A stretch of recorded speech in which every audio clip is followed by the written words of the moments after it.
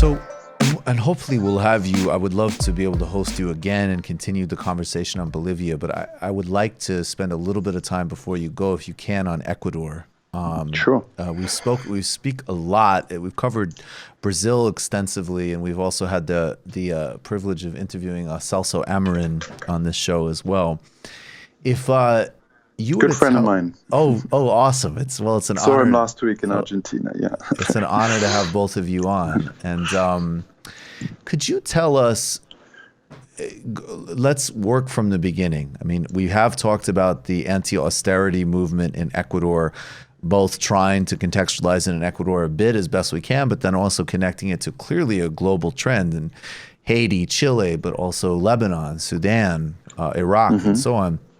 What is the story, though, going back to the president you served under? What was Rafael Correa's specific contribution to the pink tide?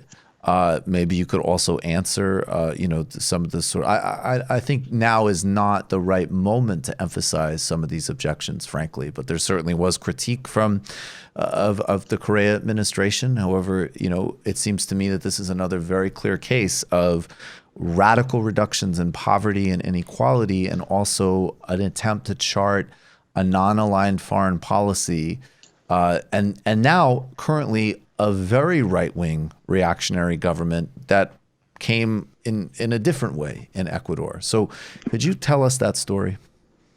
Yeah, sure. So I think there are a number of similarities with Bolivia. We've just discussed how Evo managed to reduce poverty and inequality and include previously excluded sectors of society in their nation-state project. And that was certainly the case in Ecuador. I think there are some differences as well. I mean, the pink tide, as you said, was sort of very heterogeneous. So, every leader was different, and every party was different, and every context was different, with different social forces.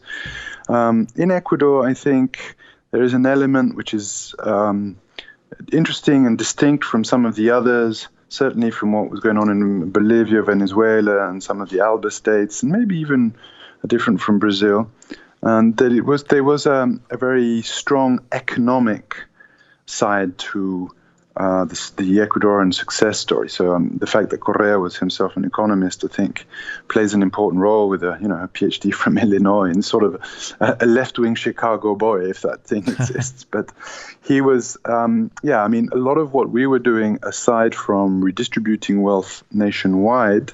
And we achieved this through a number of things, including a massive tax reform that was really important, that didn't really significantly raise taxes, but that made people who were not paying taxes and should have done by law before, we kind of maximized tax recollection, which was always an issue in Ecuador. And that was very positive in a number of ways for redistribution.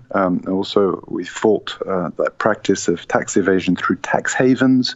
That was also very positive. But more importantly, it reduced our dependency from raw materials, right? So Ecuador being an oil-producing state, an oil-exporting state, one of Correa's major projects was not just redistribution at home, but global redistribution, which is a pretty ambitious project. And because you don't have a global government that can tax Germany to give money to Ecuador, for example, or the United States or Japan or whatever, the only way you can have global redistribution is by changing the nature of trade.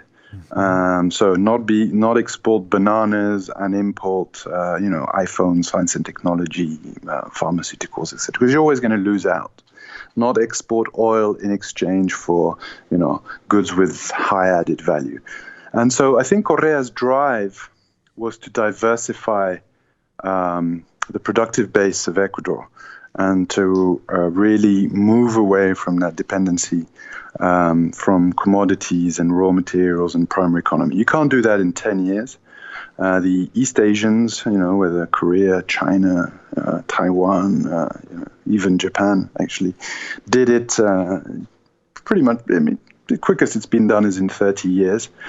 But you need to start, we started that process, I think successfully. Education plays a big role, industrial policy plays a big role, all sorts of things. So I think Correa was maybe the most successful in doing that. And in that sense, Ecuador still regarded in the progressive left in Latin America as sort of a little lab for those kinds of I would say, sophisticated economic and development policies that move away, that kind of help you to move away from that peripheral status, that role in the international division of labor, if you prefer, that third world states have. So that was great. And in fact, we were starting to see the fruits of it. When the commodities prices collapsed, when the prices of oil collapsed in November 2014, from $90 a barrel to $16 a barrel, it was the first time in Ecuadorian history we didn't have a coup. The first time we paid our teachers, our military, our police on time, and we didn't have, tires burning in the streets with, great political instability. That's the problem with boom and bust cycles for those kinds of economies is when times are good, you're okay, but when the prices of oil are down, the political instability is terrible. Right. And so Correa was the first president, the first democratically elected president to hand the presidential sash to another democratically elected president in 2017. And in 21 years, it was the first time that happened, and that was a big deal.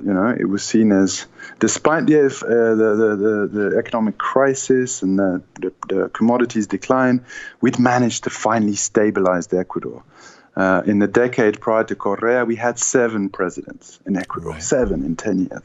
Right. Under Correa, 1, and he didn't seek re-election. He handed over to whom we thought was his successor.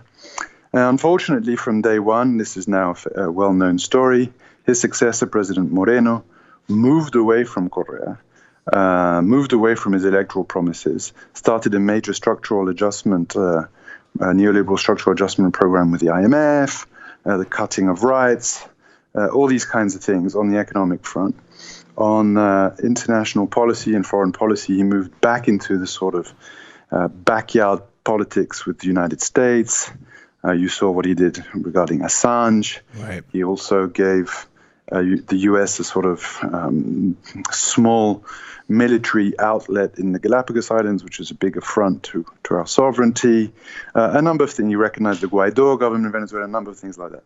And just to finish on the Moreno a U-turn, not content with just changing policy, he started persecuting his former friends and colleagues, including former President Correa himself, who was in exile. He did this by sort of controlling the judiciary in Ecuador.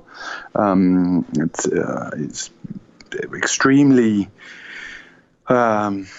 I suppose Machiavellian, clever, but very sort of unethical way of dealing with the opposition, right? By controlling the judiciary, with some media outlets that allowed him to do that, and basically by cracking down on the opposition. So now you have a situation whereby, after the big protests we had against his neoliberal program in Ecuador in the month of October, people are being arrested left, right, and center, including elected officials. The elected governor of the province where the capital is.